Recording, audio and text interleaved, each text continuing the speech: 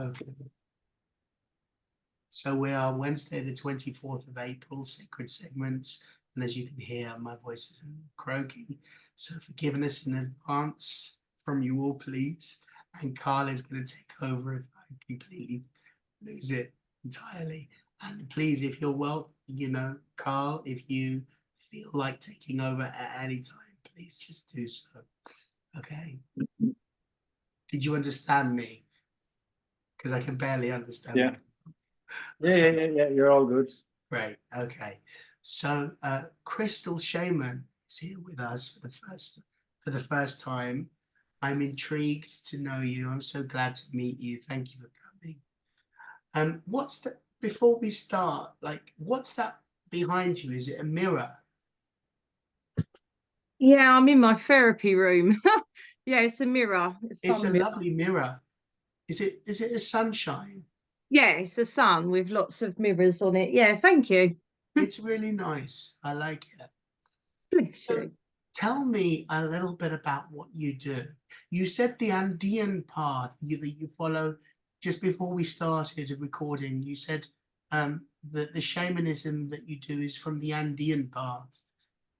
Yeah, I've been training since 2006 with various teachers, but yeah, it's the Andean path in Peru that I follow. It resonated the most with me, and it's all about, it's like a life path. So it's not just like a course or whatever. It's a way of life for me, you know, like and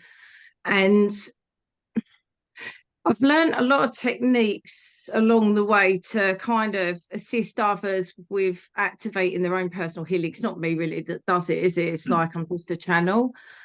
But recently I embarked with another teacher, a lady called Fatula, amazing lady, and I did like intensive ancestral healing course as well. Nice. So I've been working with the ancestors, shaman ancestors, quite a lot, and that's been quite a powerful experience. I've had some quite big shifts in my family as well, because obviously you do the work on yourself as well, and then you kind of experience the power of that, because there was a lot changed in my family from doing that. Right.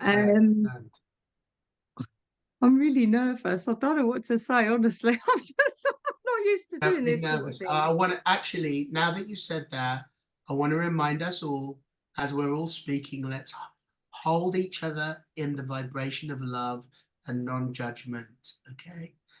And let's just have that thought and feeling. Please continue, Crystal. Thank you.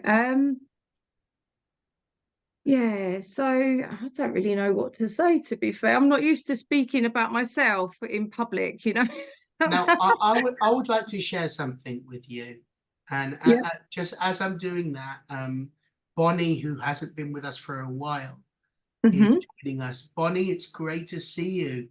It's been too long. How are you? Can you hear us? Maybe you're not quite connected with the audio yet. She's got her headphones in. She's been moving. She moved city, and Bonnie was the resident artist. And as we were talking and doing the session, she would create a piece of art. And Bonnie is a herbalist, a registered nurse, a multiple near-death experience, and she had an ET experience when she had her near-death experience. Can you hear me, Bonnie? Great. Okay. Yes, thank you. Good to see you. How's life? Good seeing you. Good. I just ordered solar panels, and I thought I would never do that, and I'm so glad I did. You look great. You know, thank it must you. be treating you well, that town. Thank you. Thank you. Good to see everybody. Glad you joined us. So I'm just going to continue. Crystal was telling us a little bit about her life and work, and her shamanic path that she's recently embarked on in the last maybe 14 years, something like that, is it? 2006. So I don't know, about 18 years, I think. Yeah, Something like that. yeah. So there was something that I wanted to tell you when you said Andean path. Mhm. And I was given a book called The Secret of the Andes by a German lady who interviewed me and for a radio station. And she gave me this book, and it was called The Secret of the Andes, and it was channeled. And I didn't read it for quite a long time, and I took it with me on holiday, and I started reading it, and I was on the beach, and I suddenly felt this feeling like I was being observed, and it was really intense, that it scared me. And I knew that it was connected to this book. And the even though the book was channeled, there was part of the book that was authored by a guy who, in the Andes, there's a library, and it contains the information from Atlantis that was saved. So all of the knowledge that was destroyed, there was a little bit of it that was saved, and it's guarded in this secret town in the Andes that you cannot get to by road. You have to know where it is. And that's what this book was all about. So when you said that, I was reminded of that book, but I put it down because I was so scared that I was being watched, and like I felt kind of creeped out by it. But please continue. Please tell me a little bit more. I also do crafting, so I make like rattles and things like that, like shamanic tools and things. So it's like quite a passion of mine to kind of just let it flow through me, and it comes out, but I'm always like really guided to that. And yeah, I'm just led by spirit, what they tell me and stuff, you know. I don't know what to honestly say. Right, I was hoping I wouldn't be first. I don't actually know what Let to me tell say. you this time that we are together right now I believe in synchronicity, and you're here for a reason. You found us, we found you for a reason, and it's not by chance that you're here. And don't feel like you have to say anything. You are here, we see you. Thank you for being here, and this is just the beginning of more sharing in the future. Okay, glad you found us, glad we found you. Well, thank you for having me. Yeah, you're welcome, and you'll get to know more of the people in the group as this and other sessions progress. And come whenever you want. There's no you have to come or whatever, just come whenever you want. It's every 2 weeks. thank you. Okay. So I would ask a question maybe to help give you something to kind of trigger your flow. Do you use drumming in your sessions? Like, is that part of the Andean path? And like, do they soul retrieval journeys and stuff? Or They don't tend to use drums, but I do use drums a lot because one of my teachers, she was Andean trained, but she was also Native American trained, so she incorporated both of them. And I really like the drum because obviously it helps you change your consciousness, isn't it, to enable you to journey and stuff.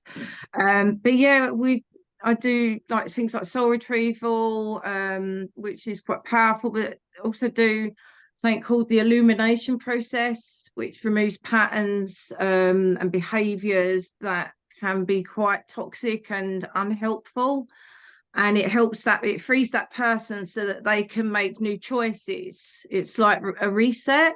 You basically remove the imprints from their energy field so that they no longer follow them patterns. Maybe it's ancestral, perhaps it's society's conditioning or childhood trauma, whatever. You resolve that so that they can flow more with life. They can be more in harmony, you know. There's other things like contract breaking, intrusion removal, things like that. Yeah. and when you're doing that kind of work, do you get a sense of like do you kind of see the objects in your mind's eye, or do you get a sense for their shape and form and texture? Is it tangible for you in that way, or is it more mental, the process? A bit of everything, really. So I kind of feel it first, which creates an image in my mind, you know, and then I'm more of a sensing person. I mean, I can see things, but I tend to go more with the way I'm feeling, and sometimes I get talking to me. It's a whole experience where I experience lots of different things, and I feel what that person's feeling, so I know what's going on with them, so I can get in and do what, like, so normally I say things, they're like, how did you know? I'm like, well, that's I don't know, I just do, you know. Just works that way. And I'm really stuck. I'm so sorry. Okay. No need for apology. Yeah, Sorry, yeah. did you have a question? I was gonna say, does anybody have questions? I was going to say if there was one thing she wanted us to, as a piece of the wisdom of the Andean path that she would want to share with us, that we could take away to incorporate into our lives. So they have something called Aine, which is reciprocity. So there isn't competition out there, as far as I know. Far as I'm aware, yeah, there's not competition. So they've got this saying that, like, say someone, there's two people had a race and they race each other to a mountain, and one person gets there first.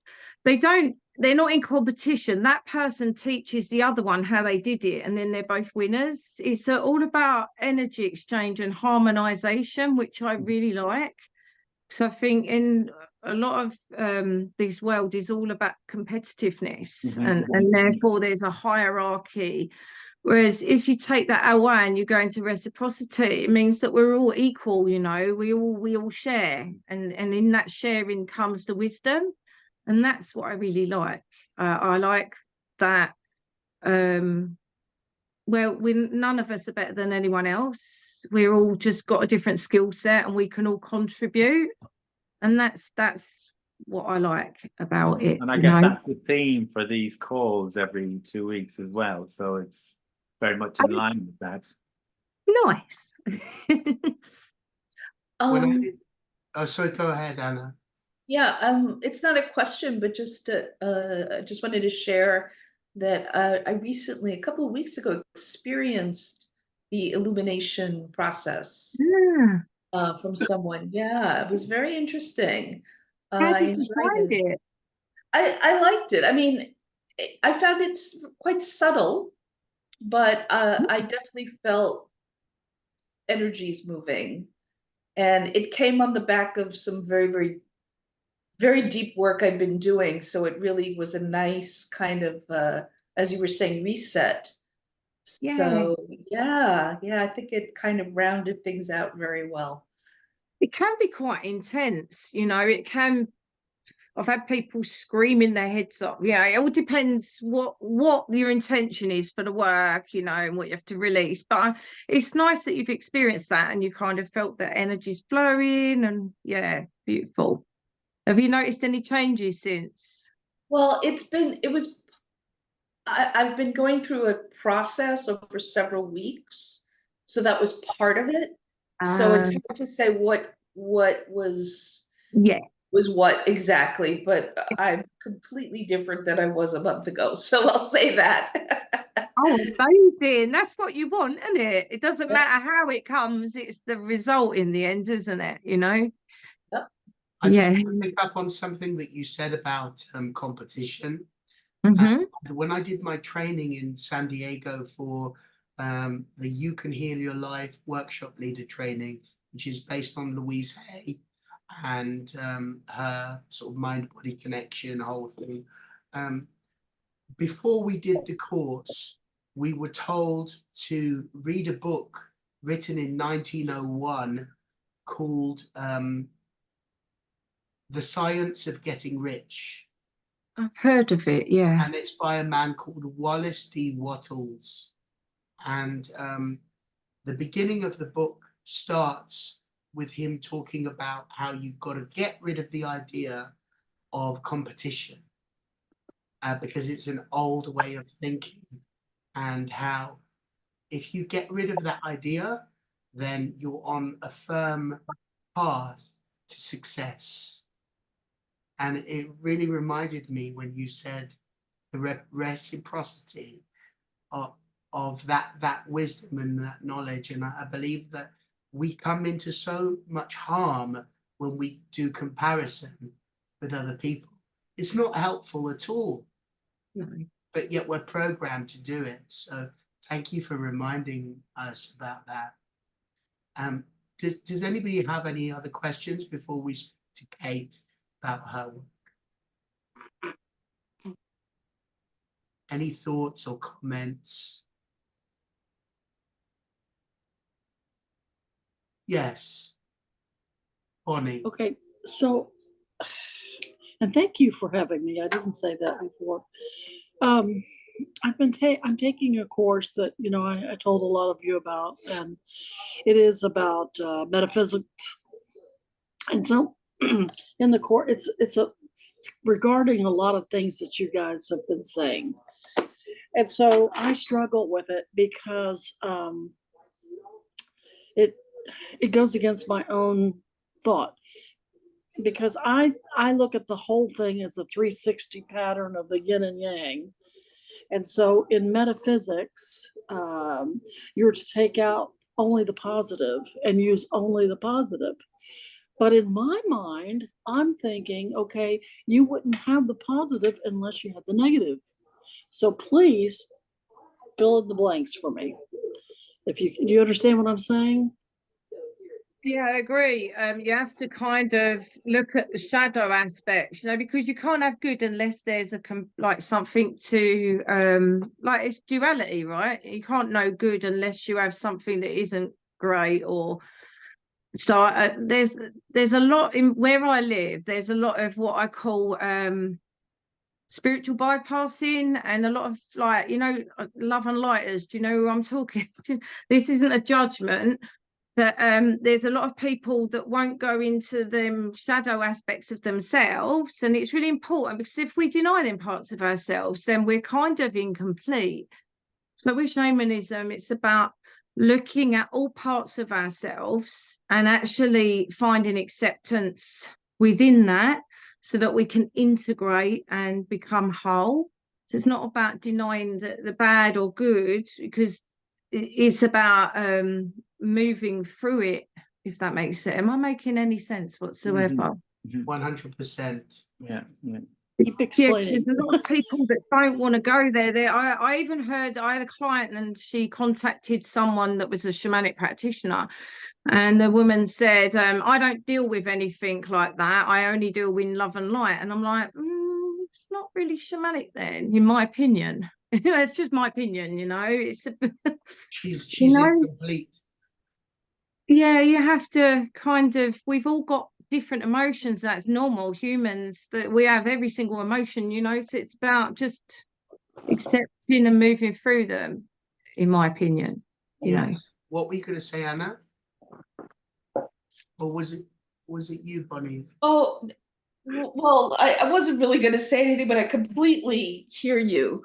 You know, I'm also a shamanic healer, and all the love and light stuff. It's like, it really is bypassing, and you know, I know it's well meant, but there's also, like, trying to say this in a non-judgmental way. I mean, there's ego in that. It's you know, really another form of ego, in my opinion. Yeah, I agree. I mean, we all have ego. It's normal. I mean, it's what makes us human. But when you deny the shadow, that's when the problem starts. That's a really important point you brought up. Thank you. I want to invite you, Crystal, to be a guest in the future, a main guest when you're ready. Crap out of me. when you're ready, there's no Ready, pressure. yeah. But I just want you to also really take on board about releasing your fear. Okay. Because as a singer myself, I'm terrified every time I get up on stage, and I know that everybody is looking at me, and they're all going to judge me, and they're going to think this about and that about me, whatever. And what if I go wrong, whatever. But behind that is allowing myself to be a channel for whatever wants to come through, right? And I've got to just get out the way and let that happen. So I just really want you to trust in yourself, and you're doing beautifully. Oh, thank you. Bless you. Thank you. Nice. We nice can to meet help you with that too, This group it's so friendly and so Seems welcoming. very nice. Yeah. So, people just kind of show up, come as you are. Nice. I like that. Yeah. Beautiful. Thank you. Thanks for being here. We're going to hear from Kate. I can't say it the way that you say it, Kate. Kate. I can't do it. Tell us again. It's pronounced Ket. Kate. It sounds Russian to me when you do it. No, it's not.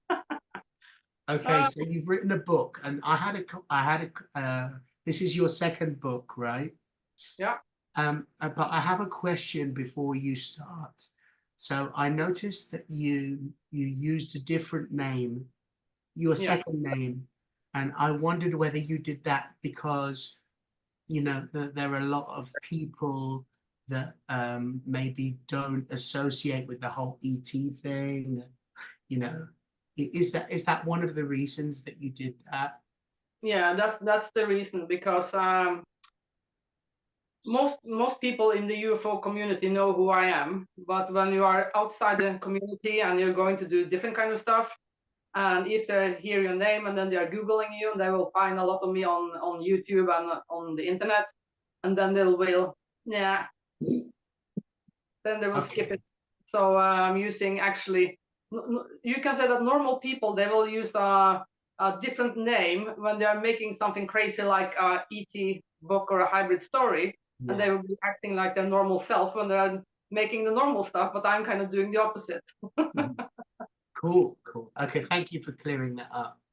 Now, I just wanted to make a comment to the topics that you just haven't talked about, is that to be a balanced, a whole person, you need to know your dark side as much as you know your light side. You need to have one foot in both sides, and when you're standing in the middle, then you are balanced. Totally. so tell us the title of your new book. My new book is called Keeping Your Head Above Water. I have a book here, but this is in Norwegian text. It's a notes about water, but the English version is Keeping Your Head Above Water. So it's about how to prevent depressions and how to become depression-free without the drugs. Right. And have you, I have experienced and have suffered with depression at various points in my life for various reasons. Is that something that you've experienced? Yeah, I started to experience my first heavy depressions when I was a teenager. And they have been coming on a regular basis over the years. And the reason why I wanted to make this book and spread more the information about what this is because that most people have no idea what depression is. It's like a huge taboo. Even in the healthcare service, there's a taboo. They will treat you differently if they know that you're struggling with depressions, and they will not take you seriously. The thing is that if you are having one serious depression, you are up till 50% to get another one. If you had 2 deep depressions, you're up to 90% to have a third one. So then you can just imagine if you have had 20 or 30 or perhaps 40 deep depressions, then it's your subconscious that is becoming so well trained that it actually takes over the whole show. You can be doing your normal stuff, and you can just feel that, okay, something is kicking in, and you can do nothing to prevent to go all the way down to the bottom. And hopefully you are thinking, okay, hopefully I will survive this round too. So it's a very serious matter. And that one thing that also frustrates me is that people that has been experiencing a deep depression once or perhaps twice, they are giving advices to people who has been going through this for too many times to count. It's just to have a walk in the park, just to do the exercise, just eat healthy food, go out there, be with friends, and all these kind of stupid advices that they can work the first time and the second time, but they will, trust me, they will not work when you have been doing that for so many times. Because when you have been doing it for so many times, you have been trying everything in the book to crawl yourself out from that hole in the ground again. So, and of course, even if you go to the doctors, I was talking with my hairdresser here the other day. Here in Norway, they say like this, that oh, if you're struggling, having some depressions or having something issue, go to the doctor. Well, she went to the doctor finally, and the doctor said, oh, it's nothing to worry about. Just have a walk in the park, start some exercise, do some stuff. And this is a young girl who is on the suicidal level. So I'm not impressed by the doctors or anything else. So, and of course, when it comes to this show, when we talk about spirituality, imagine doctors or psychiatry and spirituality, that's a combo that is not mixing at all. So let's say if you have a spiritual crisis, who do you turn to? The last person you will turn to is the doctor, because they will have no idea. The psychiatry system, most of them will not have no idea at all. Sadly, our society is made like this, that we don't have any wise elder people like anymore, like we can go to and ask for help and things like that. So I think that when people that are very spiritual minded persons, they need to make a connection group, a network around themselves with people that they are thinking that are stable, wise, having a lot of spiritual wisdom, and they can use them if they're having some issues. Because if you are down into the bottom, it's too late to start digging around and look, who shall I talk to? A lot of things that you need to be doing between the deep downs. I always say that we give far too much power to doctors. You know, for instance, somebody that is diagnosed with cancer, for instance, just the diagnosis alone, if it's not done in the right way, can kill somebody, you know. Oh, yeah. Because we give all of the this word power of the to doctor is GPs. power. If the doctor says that you're going to live that long, they will believe it and they will die. Yeah. I had a friend of mine, she's dead now, but I shall tell her story quite quickly. She was diagnosed with a cancer in her stomach that was not treatable. The doctor said, you have 6 months left to live. And she went out from the office and she was thinking, well, we shall see about that. Right, good for her. She actually, by her mental process work, food, and everything that she was putting in her, she was curing herself from a cancer that was not treatable. Good. And then many years later, she was not being that protective of herself. So she ended up having a new kind of cancer. And this time the doctor said, oh, this is not a problem. This we can fix. So she kind of let her power into their hands. Now she's dead. Bless her. Well, I believe that nature has the answer to so much of what we need. There's always an answer in nature. All drugs come from, you know, synthesized herbs, and, you know, Bonnie will know this as a herbalist, right? There's always an answer. Yeah. Everything you think will turn into chemistry in your body, and your cells will react to that. Exactly. And so I actually experienced one of the really serious dark depressions I had before I got this functional neurology treatment that I got for a few years ago. My body actually started to shut down. I could not even go to sleep on the sofa because I stopped breathing. And there's all these different kind of signs that my body actually started to shut down.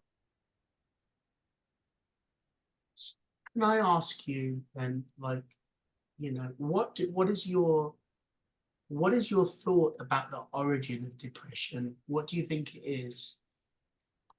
Well, a lot of people, including myself,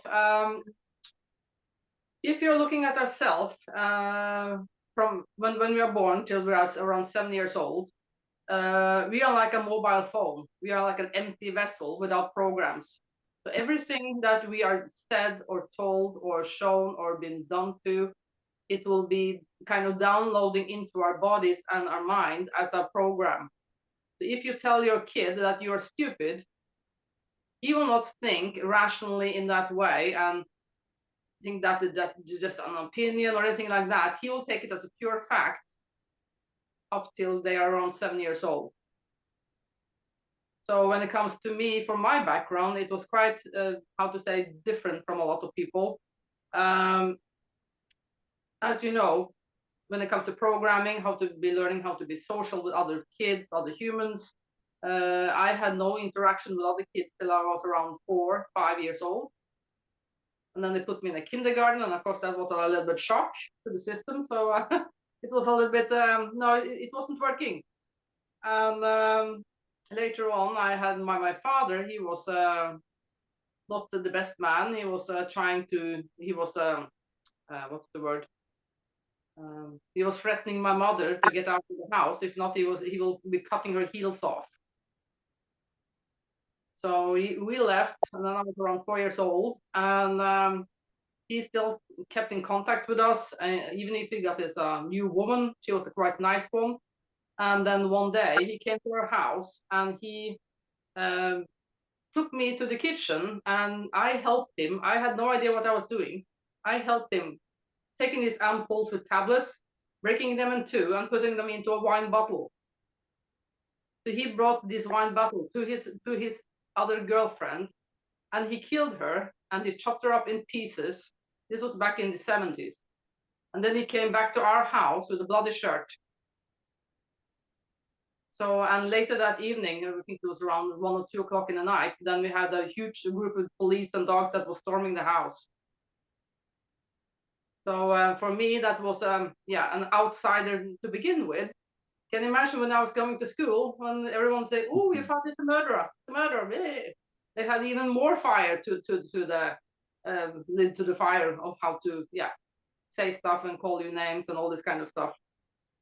So that was my first 7 years. And I know that some of you weren't here last week. Sorry, not last week, last session. But Brenda Edelman, who is an award-winning actress in New York, was also on Sacred Segments, and we talked about, basically she witnessed her father kill her mother. I know it wasn't your mother, but it was your father's girlfriend, right? Yeah. And,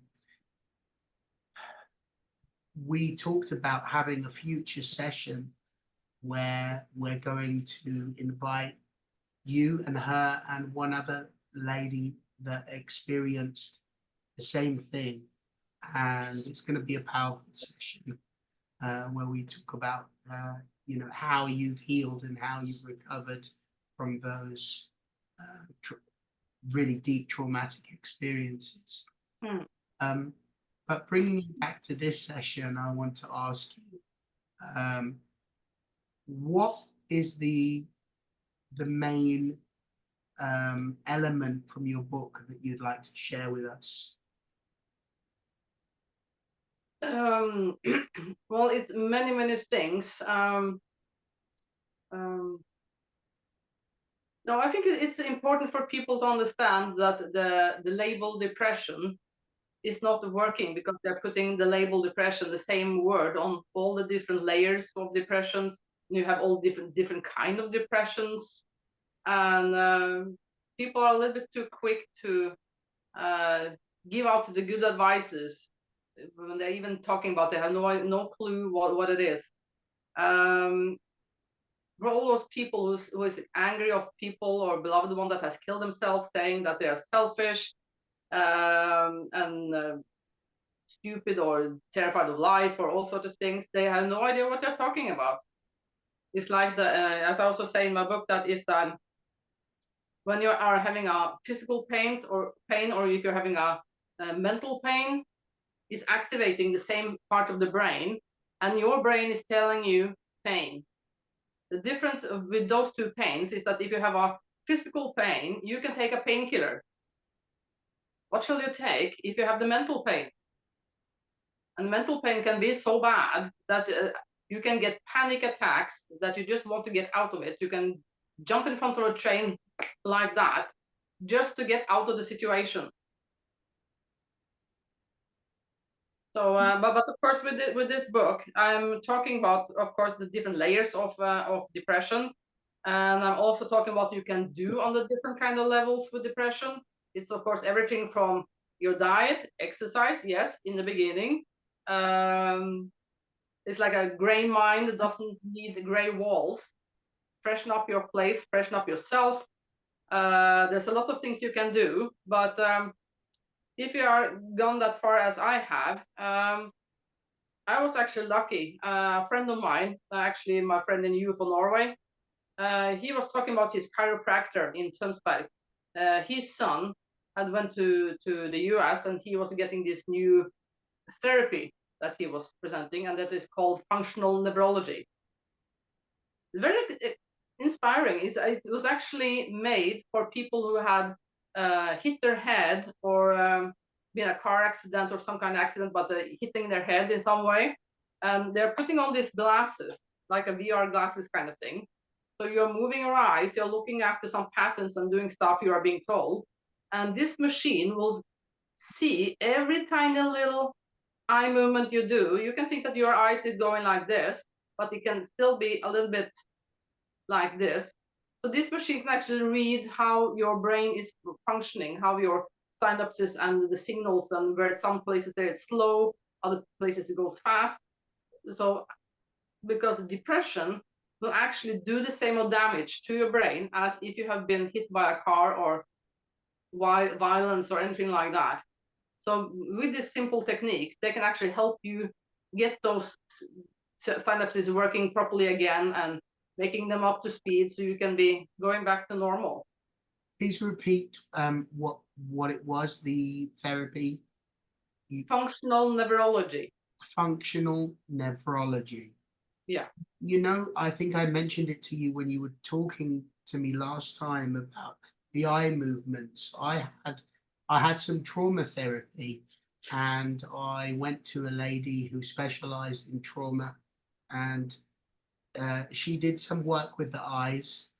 And I know that there's different modalities with trauma, where it connects your left-right brain. You can reprogram your consciousness, all to do with the eye movements. So EMDR. One of them's called EMDR, eye movement desensitization response.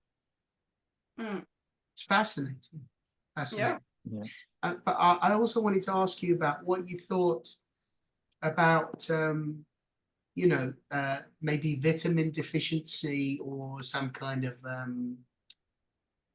vibrational misalignment or something like that,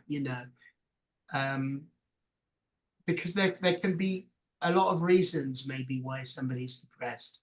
And what I've witnessed is the reason I'm saying this is, as a singer, I've noticed, not only in myself but other people, you can really shift people's energy when you make sound and you sing, and it's incredible therapy. But how does that line up with your? Well, there are many ways that can make you depressed. It's everything from your workspace, school, your own family, your health, vitamin deficiency, as you say, that you don't have enough vitamins. The reasons are many for being depressed. Actually, I think there was a friend of mine who said that when in the UK there was some measurement on 1 of 4 in the UK was struggling with depression. Yes. That's a lot. Well, And- I think we're a nation of alcoholics here in the UK as well. But, you You know, have too many pubs. we've normalized alcohol use to the point where, you know, you're kind of weird if you don't partake. But, you know, there's use and abuse in everything, right? There's, I have no problem with having a drink, but I think that it can go a little bit out of hand, and there's Yeah. a lot to be said. And yet something like cannabis, which is legal in other places, is not legal here. There's a lot of therapeutic uses of cannabis as well. But anyway, I think it's important to not dwell too long on the negative side, because it's the law of attraction. Your brain, if you are too deep focused into the dark stuff, your brain doesn't see the difference from the past until now, so it will release the same kind of chemistry in your body, even if it happened a long time ago. But when you're working through it, you should be doing it boldly and know that the past will not jump out and kick you over or kill you or anything like that. It can be painful, yes, but that's the pain you just take there and then you move forward. But suppressing the dark side is never a good thing. that's a really good point you made. And the thing is that the more you know yourself, the stronger you become. Yeah. So are you saying in a way you need to embrace certain aspects of the depression so that you can find a way to work through it rather than trying to push it to the side? Well, pushing it aside is never a good thing. The good thing is to understand the why. What have made you get there? Of course, in the beginning, that's easier. When you have been going it through it too many times. Well, if I'm going down now, I know it's my subconscious that is a little bit too well trained, that is kind of trying to take over. Mm-hmm. So if I'm going to start my day and I'm trying to defeat it, some days you can just give up. You don't even bother to try.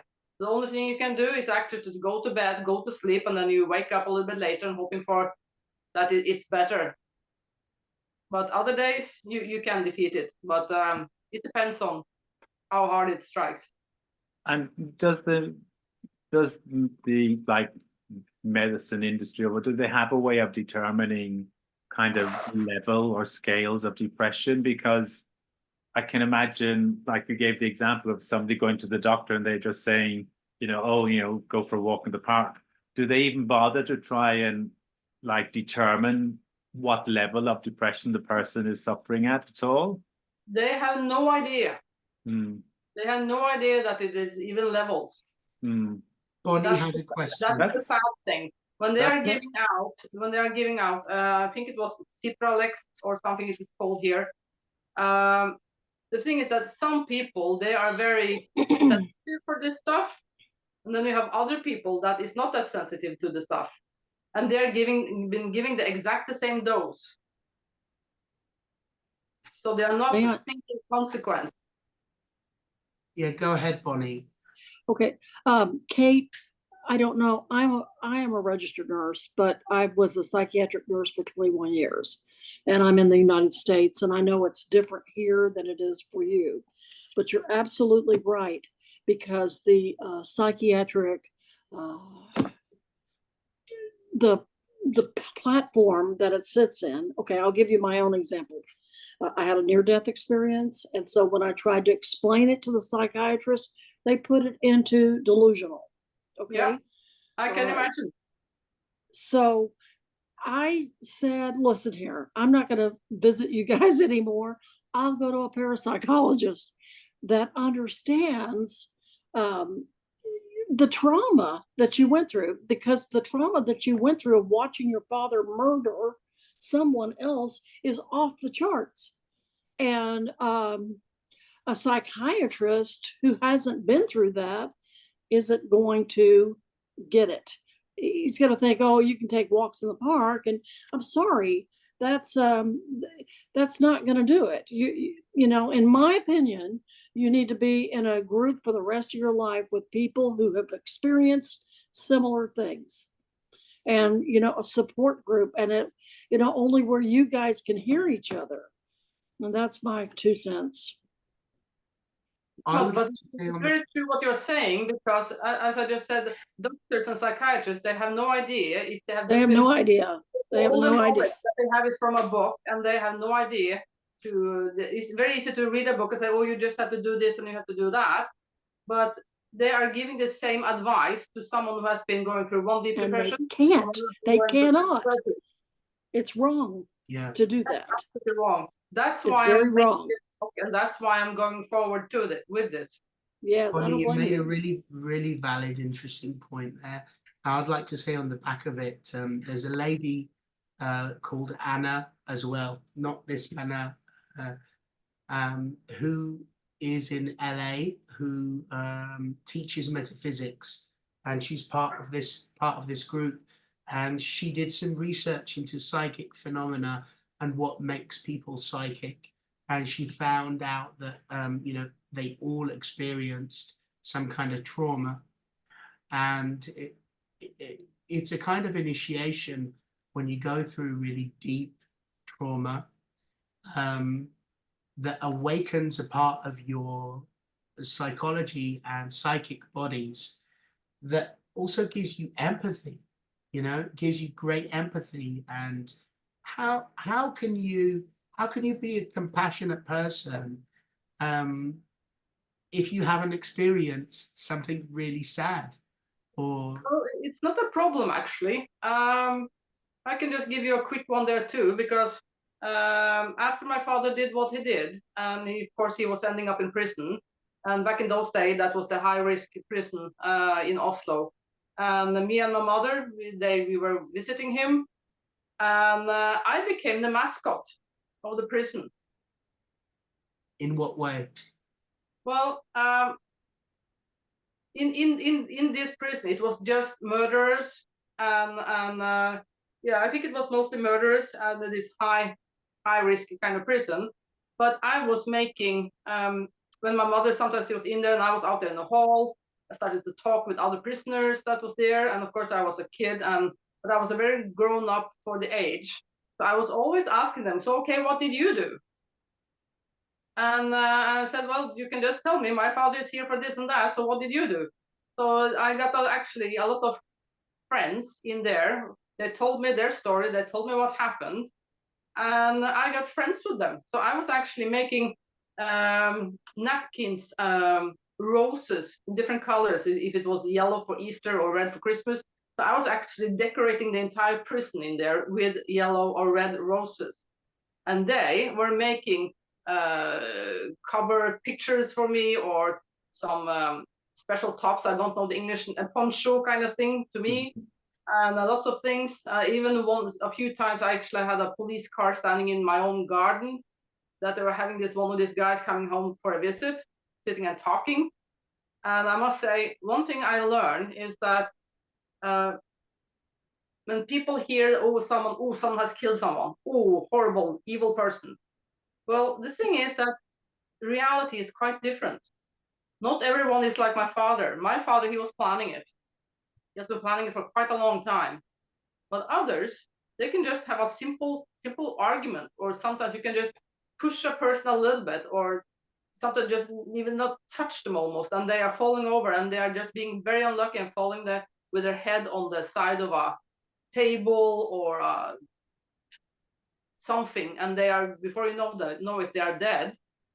So it's many ways to lose your life. It doesn't mean that you are a seriously evil killer. Accidents happens a lot. Yeah. So to see a human for what they are, and when it comes to my father, even when he was planning it, and when I think about what happened in the years that was coming later, me and my mother were also living on the death threats. And I was angry as a word I'm not going to say here since we are on the show. But I was furious, big time.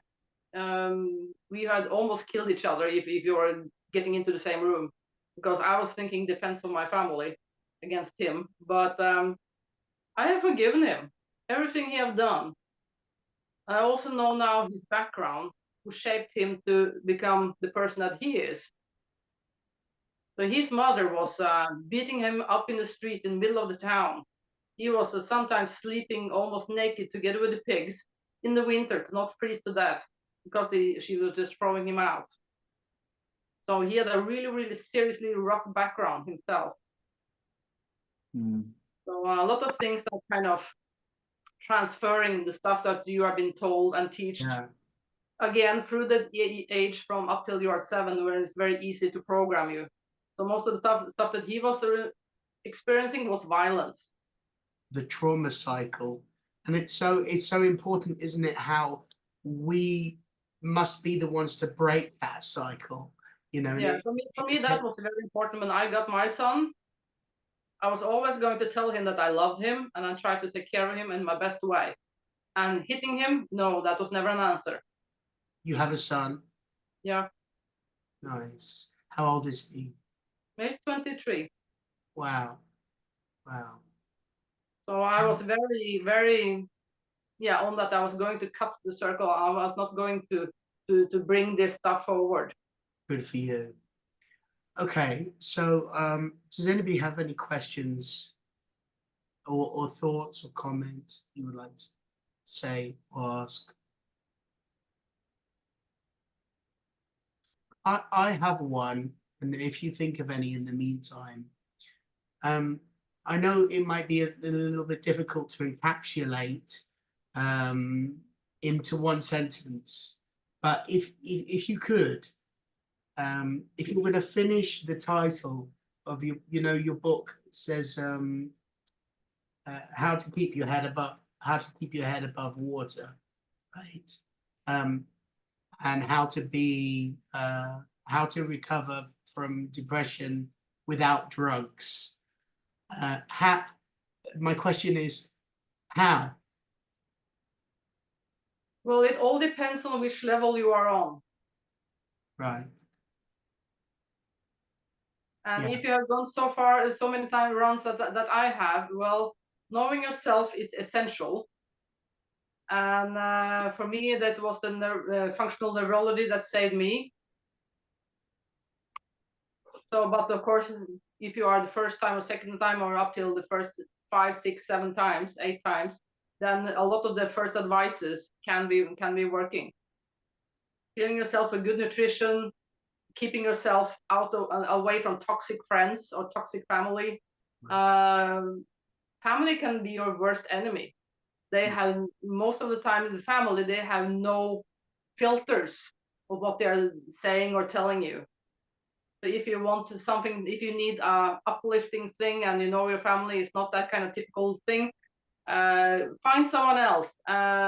You can make your own family with other people. It doesn't necessarily need to be your own blood family. So I have experienced that. Thoughts, anyone, before we move on? Just that I think it's something that should be out there and into schools. You know, I imagine particularly around the teenage years when there's so much change and confrontation. That's when they really need to start learning about there's ways to help you navigate all the stuff that's there trying to push you under. Absolutely. On the Facebook page that's linked to Sacred Segments, it's just called Sacred Segments.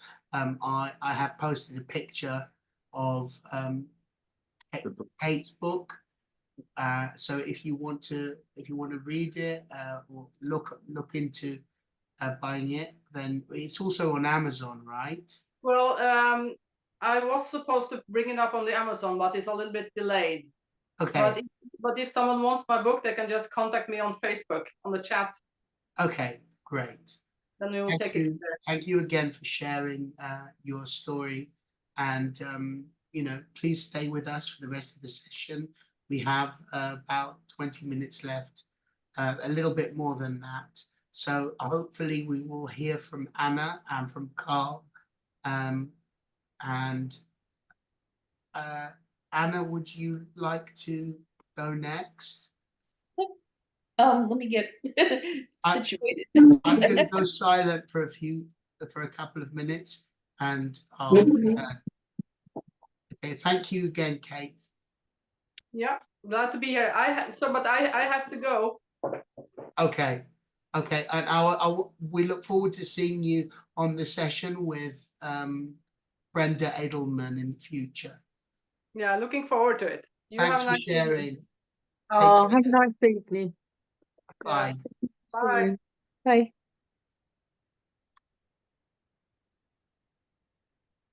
So, Anna, you're still with us, right? Yes. Okay, I'm just going to go silent for a couple of minutes, but Sure. I'm here. Give your voice a rest. Yeah. So okay, I'm gonna keep this kind of short and sweet, I think. Hopefully sweet. So I mentioned earlier that well first let me introduce myself to you guys. So I'm a shamanic healer, and I work with my own modality called integrated soul healing. And I'm also the founder of the Lightworkers Collective, which is a support group for sensitives, empaths, lightworkers, starseeds, shamans. And I'm also a feng shui practitioner. And I mentioned earlier this evening that I've been going through a process since the lunar eclipse, that whole window. And it's interesting that we've been talking about like trauma and so on. When I was a little girl, this is the first time I've ever shared this in this group. When I was a little girl, my grandfather was in a satanic cult, and I was abused. He actually wanted me to follow in his footsteps. I was being groomed to carry on a very ancient family tradition that goes all the way back to medieval France or before, my French ancestors. And during this period of time, well, over the past couple of years, I realized that I had been under literal black magic spells all my entire life. And that was why, and it's not about not taking responsibility for my life, because I'm all about that. But I realized why certain things have been so hard for me, why I've been like thwarted at every turn and blah, blah, blah. And I have good luck, but that's just because I have good luck. But you know, everything that I tried to have in my life, something happened. And so what I realized was that I've been under very, very severe black magic. And I've had numerous people working with me to help me clear it and so on. And I knew that I was being given an opportunity with these two eclipses to clear it once and for all. And I did. Yay. I did. I did it. I got rid of the black magic spells myself. And I actually used cannabis, which I'm not a drug person at all, but I use that as like to open up a gateway. And then the whole eclipse, and then I did an exorcism on myself because I am a shamanic exorcist. And I was like, this ends now. And because of the shift in my vibration that had started with this whole process, maybe that's why you say, Alexis, that I'm glowing, because I really am different. I was able to break these curses, break these spells, and on top of that, with the solar eclipse, establish a very, very close connection with the seraphim angels. And so now I'm working very, very closely with the seraphim, which is actually where my soul is from. My soul was from that frequency, the seraphim frequency. And during the eclipse, I was given a massive, massive upgrade. And so I've been working very closely with them. And also in my Lightworkers Collective, I've been like channeling the meetings. And so I'm really excited because I channeled a new process that is about clearing lack consciousness, going all the way back to when our souls stepped out of source, out of the oneness, and went into differentiation, into the duality, into the monad. So at that moment, when our monads and our souls, whatever, decided to leave source to experience, and something else, that was the moment at which lack consciousness came into our being, came into our souls, in some way. And so what this process does is it clears that, going all the way back to that moment. Because when we were in source, when we were in oneness, there was no lack. Everything was there. There was no lack. And the moment we came sort of out of it, I mean, we're both. We are in oneness. We're also in duality, right? And that's the tricky thing, is to navigate the two. So working with both the seraphim and the Order of Melchizedek, this process clears this lack consciousness, as well as work and exploitation energies in the bloodline. Going again all the way back to the beginning of the bloodline. So, and then it's called the 9 gifts of the soul. That's what they told me to call it. And I've taken my group through this process last week, and it was very, very powerful. And I took a friend through the process a couple of days later. And so I'm looking for guinea pigs who want to experience this. So yeah, if you'd like to, yeah, I will put my information there. It's before I like release it into the world, I want to So I need to do what you're doing. Well, I need to, and then you said that, I was like, oh my God. Yeah, bless you. We'll connect for sure. And I'm very, very excited about it. I'm really, so yeah, that's just kind of what I wanted to share. The process takes you into source, connecting with your monad, clearing all this stuff, and then takes you through a portal into the seraphim realm, where you are given these gifts. And there are 9 gifts. 8 of them are set, and I think it's 9. Sorry, I've been like moving around so much the last few days. My head's not quite that clear, and it's also Mercury retrograde. I think it's 9. and one of them is unique, like your own thing. So the rest are set, and then there's one that you get that's your own. Okay. Can I ask you, Anna, is Mercury retrograde finished? Tomorrow.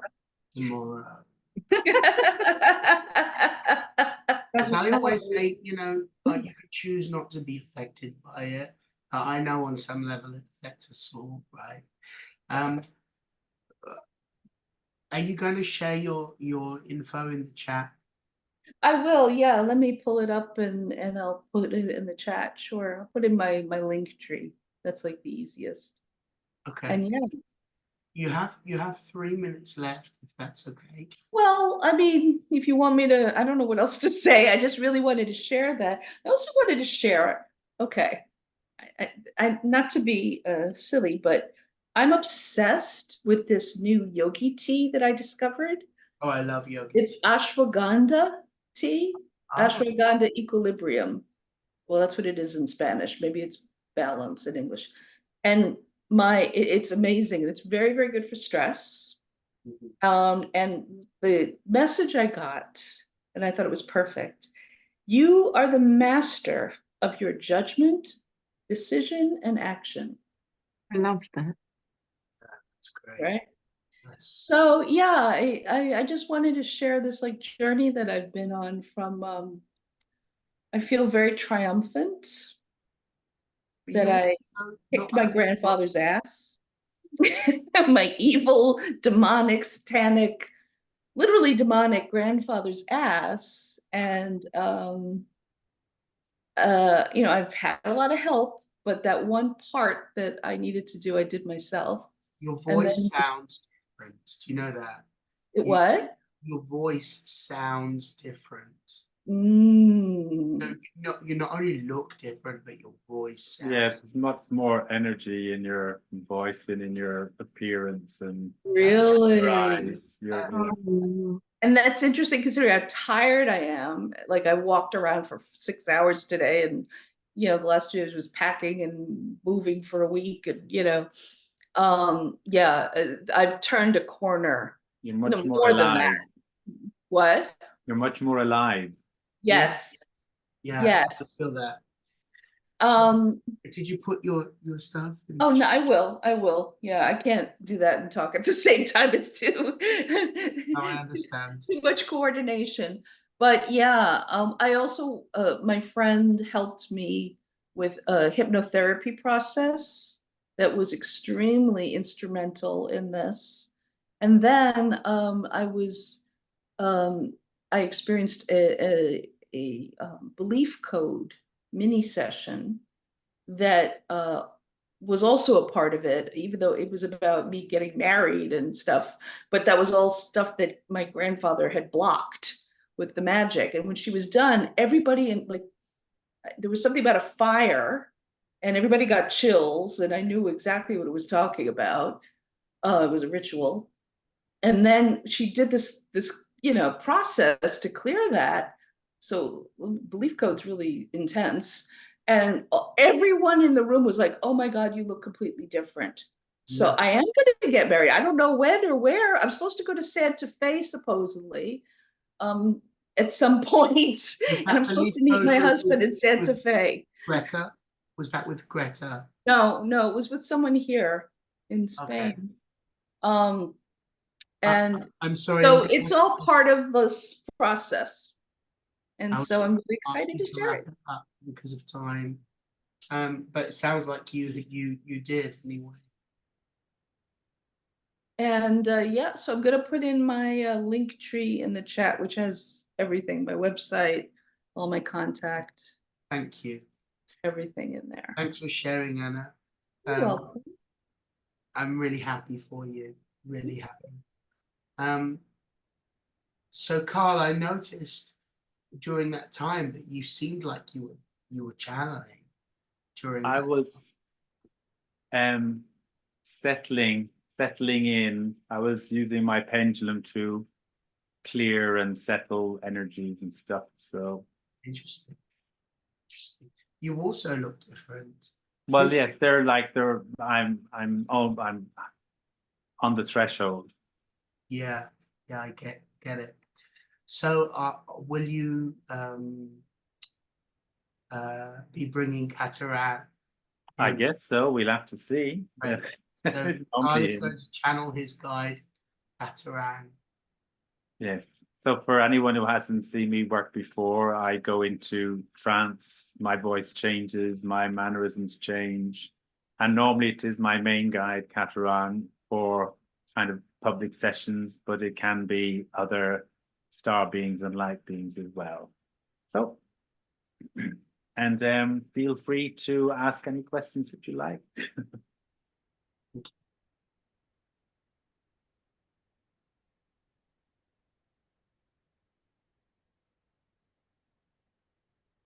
Okay. We feel so much energy changing today Yes. around you all. We see the winds of change gathering. So be, shall we say, joyous, because there is much shifting in your energies for all of you on this call. And things are now starting to come and build. Some of it will be exciting new changes. For some, it'll be gradually improvements of life. But all of you, the direction, shall we say, is up, up, up, up. That's It is around. something I sense in the air. Sorry, I don't hear you so well. I have a question about the situation in Gaza, and it was said to me recently in a conversation that I had in Cyprus that things were going to get better in the world generally, but before they get better, that they would get worse, and but that we were moving towards a state of enlightenment for as the whole planet. And I want to ask you, is that what you also see as Oh, as the evolution of our collective consciousness? so it's a very big question, because you have to bear in mind that each person is looking at it through the eyes of their own experience, the eyes of their own aspirations, their own past experiences. But in general, we can say the whole world as a combined unit is evolving. It's like a spiral. It's like a spiral. So you're going slowly around, going up. And you could say almost that some, there is, depending on how you look at the spiral, there is one part going up and there is also another part going down. So when you look behind, you see all of the negativity, all of the trauma of the past, and you're looking up and you see, it is improving. But within each small area within the universe and within the world, within the globe, there are pockets where speed of evolution is variable. So we can say, in general, we can say we are all increasing maybe at the rate of 5 or 4 of whatever you want to call it. But there will be areas where it is slower and other areas where it is faster. Do we need to be afraid? Do we need to be afraid of anything? I would say one needs to be conscious of how you respond. Fear is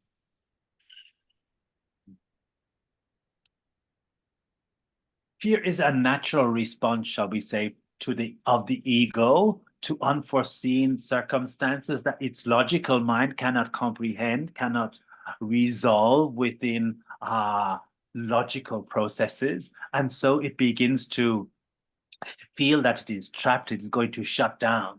And this is something that we must not do. We must not allow our conscious minds to be overpowered and overshadowed by the trauma of what we see and observe around us. Yes.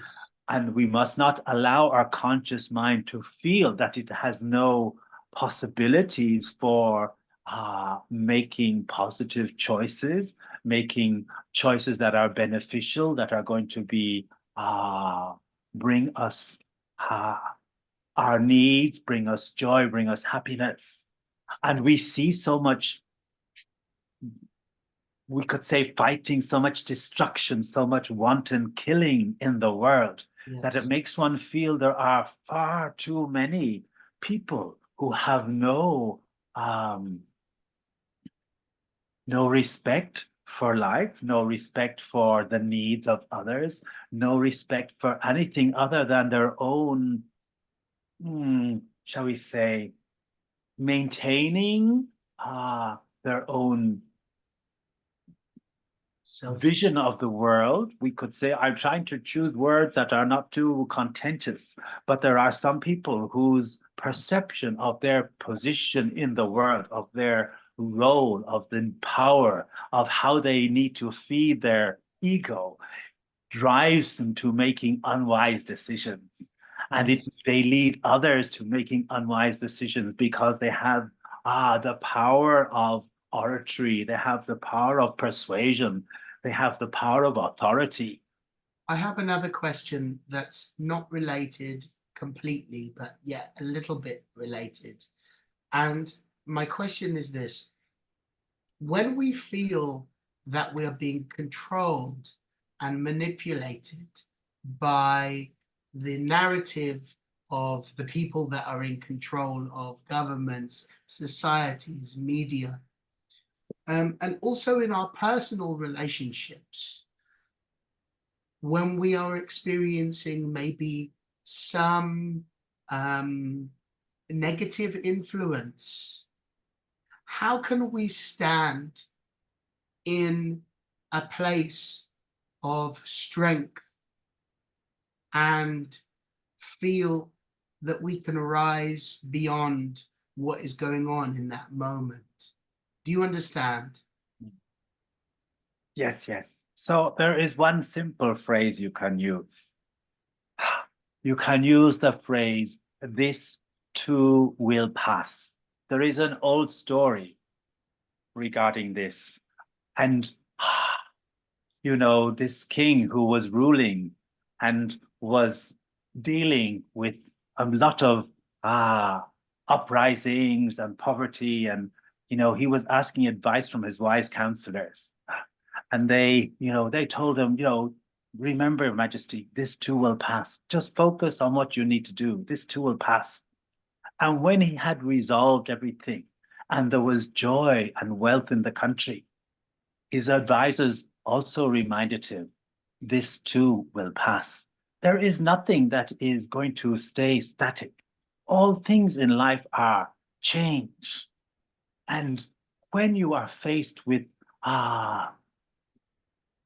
you know, as you mentioned it, maybe oppressive thoughts, regimes, dictates, or whatever, what you must do is allow yourself to bend in the wind, but reminding yourself that this too will pass. Your integrity remains because you are not snapping. You are being flexible. You are swaying. You are not bending over completely, but maybe you are giving a little just so that you are able to withstand. Yes. Withstand the turbulence, withstand the arguments. Yes. You're not offering contradictions. You are not offering agreements. You are keeping silent. You are residing within and keeping your own counsel and reminding yourself that this too will pass. And in this way, by perhaps you could say distancing yourself, holding yourself separate from what you observe and those around you, or as this lady who spoke before, choosing different groups of people with whom to associate. You, it's not that you are walling yourself off from all of what is happening in the world. You are aligning yourselves with those whose thoughts are conducive to a positive self reflecting stance, knowing that there must be toil and tribulation in the world. There must be good and bad. There must be light and dark, because otherwise, how does the spirit evolve? This we know, we've talked about before. All these things are necessary for people to evolve their spirit, to learn certain lessons. And many of those people, they come into this world seeking out specific lessons and, shall we say, signing up for specific courses in this. And our role, we have our own that we go through. And who knows, in our next life, it might be more difficult than this one. And who knows, in 2 lives ago, maybe it was very, very bad. And now we're on a kind of a roller coasting road. But what we must remember is that all these things, they are transient. it is, it is not substantial in the world of spirit. It is a play, it is theater. Thank you. Does anybody else have any questions for Kataran? That's very helpful. Thank you, Kataran.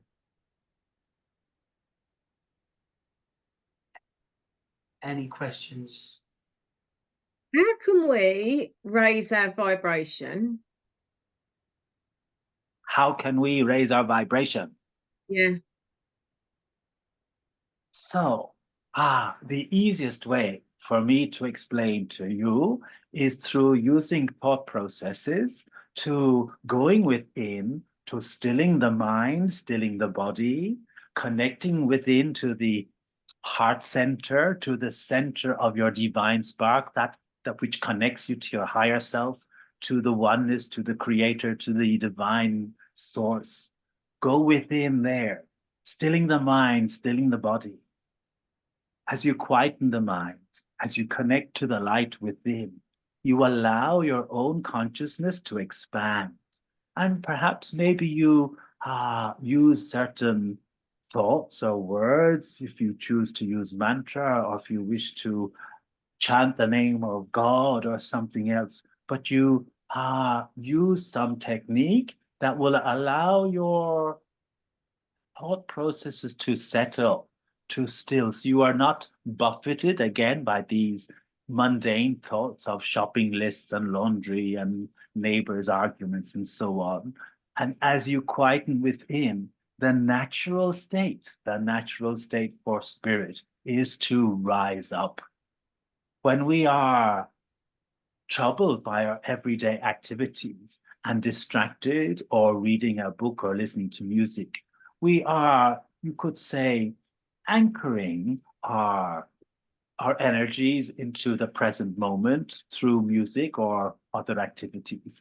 But when we let go of that anchor and we go within and connect to our heart center, the natural state of that consciousness is to rise, to evolve, to raise up. And the more we do that, the more we find it can become, shall we say, a new, we can retether our anchors at a higher level. So little by little, we begin to find ways in which we begin to go through our everyday lives at a slightly higher level vibration, because we have visited that space more and more frequently in our meditations. And so it becomes more familiar with us, and it becomes more a place we can recognize and find a way of maintaining that in our day-to-day activities. And that may be through listening to different music, reading different books, talking to different neighbors, doing different activities. And little by little, we retrain our daily activities through the exercise of our meditative processes. We train how we navigate our day-to-day, our 3D world, as you say it, to be supportive of this natural desire for our spirit and our mind and our consciousness to rise up. Thank you so much. Thank you. Any further questions before we close this session with Kataran?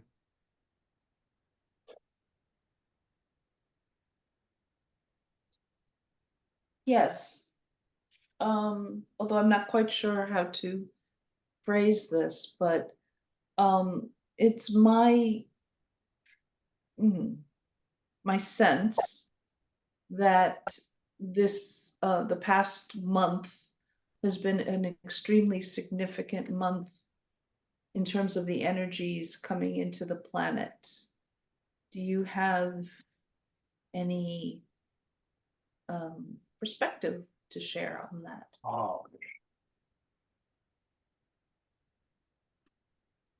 How I see it is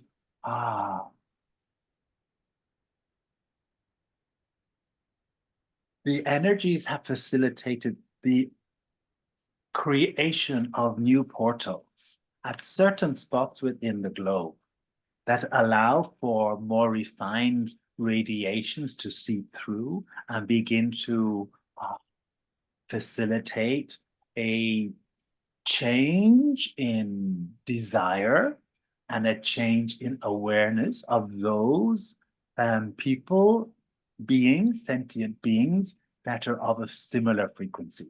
So one could say some of the sunspot activity that has been happening recently has been part of this activity, in a way creating the space through which these portals may materialize.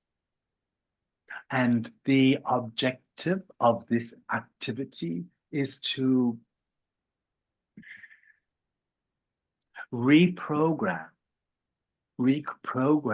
those who are alert and observant to a higher frequency of attunement with the planet and with the guardians of the planet, and with those who seek to increase the number of aware and conscious beings on your planet. It's amazing. Thank you. Bonnie has something to ask.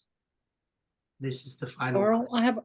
I have a personal question, and I'll ask it while I'm alone in the house.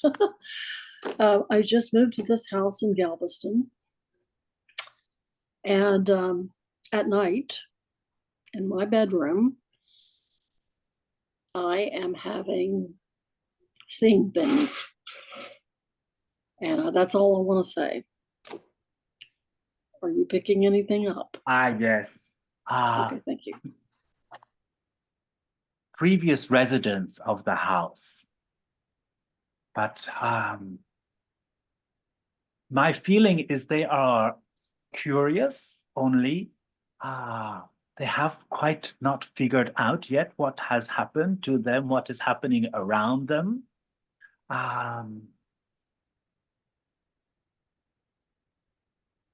I feel also there is some love and understanding for you and for your predicament, and they wish to watch over you in some way. And we can, when the time is right, we can allow them the permission to move on. They do not feel they are ready or you are ready yet, but they are looking out for you.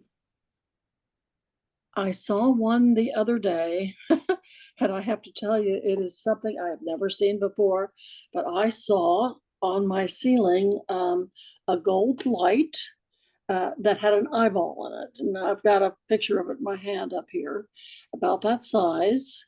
And it was brilliant. It was gold, and the eye was gold. The lens was gold. And that eye moved rapidly across my ceiling.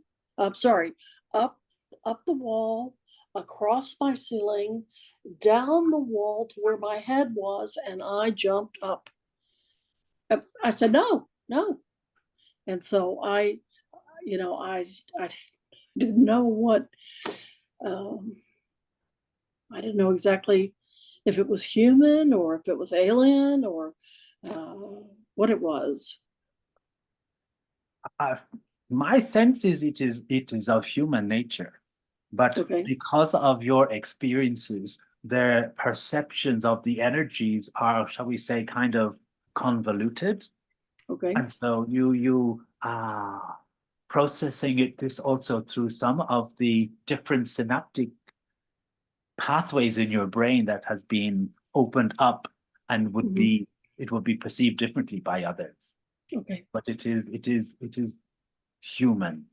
Okay, thank you. Taran, thank you for your service. We appreciate you. And thank you, Carl, also. Thank you both. Thank you. Thank you, everybody. Before we close this session, I would like to ask Bonnie, would you like to share anything before we close? Oh, beautiful. This is lovely. Lovely. I realized today I must try and not listen. Say I that must, again. I realized today I must try and not listen to the question with my ears, Oh, so that I can be, because I never thought about that before. I always thought it was important for me to be able to hear the question as well, but that kind of takes me a little bit away from being, you know, deep as I can go.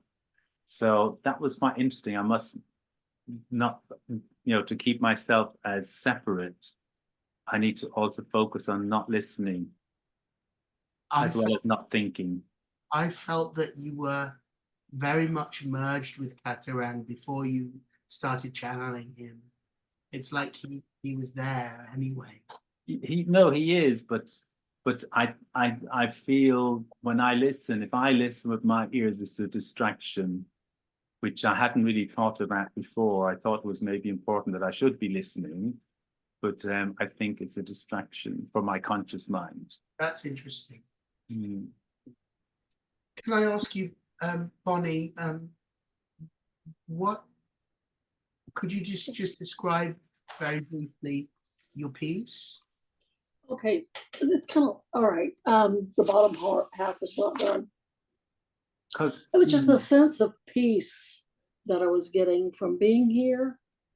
And these 3 stars are Orion's belt, which the pyramids were built off of. I don't have a human being here yet, but I think I'll put one in. And this is the dark sky, and this is the sun with the Orion's belt, and just a mountainside with a little bit of water. How strange that the pyramids should be in there when I don't know. I always put them in there. I don't know why. Well, Egypt has been calling me, you know, since I re-met Tracy, and the tree on the right hand side looks like a human, looks like a person to me.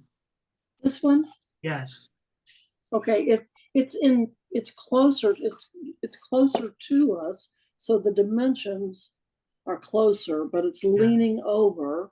And this one's a little bit further back, and then these are much further back. I love the colors. It's Thank you. very serene. It was just the peace, the feeling of peace. Well, I want to say, you look different as well. Like Anna, thank you. My partner Joe's just given me some coffee, which I need. Thank you. So I want to say you look younger since you moved. You really do. Really? Yeah, Wow. really. You look young. The So hat, maybe? No, it's the you've hat. jettisoned something. Maybe it's the sun on the face. No, you've jettisoned something since you moved. Oh, Yeah, you look great. Lovely to see. thank you. And Thank you. can I ask you, you know, that is there a cross behind the lampshade? What is that? Yes, yes, that's from my mother. That is a cross. It's gorgeous. Thank you. Yep. Yes, it is. Let me see. Lovely. This house is very, very small, so I have things crammed all over the place, It's lovely. but that's okay. That's fine. Let's close this session with gratitude, and let's think of Thank you. something that we are grateful for in our lives. I'll start and we'll go around the group. I'm grateful for the opportunity to share in this way and for the openness of your minds. Bonnie, something. Okay. I have been very anxious lately, and I don't want to go into it, but being here has settled me quite a bit, and I'm very appreciative of that. Thank you. That's great. I'm really happy to see Thank you. Anna, something you're grateful for. Yeah, I'm also grateful for tonight because it settled me as well. I've been, feeling unsettled, so I appreciate that. And I'm grateful to everyone who has helped me over the years. Lovely. Thank you. Thank you for your sharing as well. Carl? Yeah, I'm grateful for always the opportunity to learn from listening, listening without and listening within. So listening to everybody on the call and listening to, I guess, my own guides and inspiration when I let my guard down. I also want to say thank you to you, Carl, for having my back this evening. I appreciate You didn't need it much. You couldn't keep it quiet. I know. But I'm still grateful. Thank you. And Crystal? I'm grateful for the invitation and to meet some really lovely people. So thank you for that opportunity and for the wisdom that come through from everyone. It was beautiful. I learned, when things jump out and you kind of take them little gems, if you like. And I just thought it was a really beautiful group and thank you. Yeah, I'm very grateful. Bless you. Bless you too. Thank you. Can I ask you what your tattoo is on your hand? Oh, I had it done recently. It's like this lady, she did my hand fasting with my husband, but she's like she calls herself the Ink Witch, and it's like Oh, wow. the 4 directions, and then it's the hummingbird which sits in the north that pushes joy down, and then it's me at the center and it brings magic. It comes down my finger to the elements. It's about like the work coming through me and stuff like that. The synchronicity is incredible because I told you I've just come from Norway, and one of the songs that I'm singing is called Hummingbirds. Oh, nice. And it was the favorite. It's the favorite. And so the synchronicity of you talking about the hummingbirds is just amazing. Yeah, they're the messengers that bring about possibilities and joy, so that's beautiful. Perfect. That's just perfect. Thank you. Thank you so much, everybody. So lovely to be with you. And I hope you have a beautiful rest of the evening, and see you again in a couple of weeks, I hope, or whenever you can make it.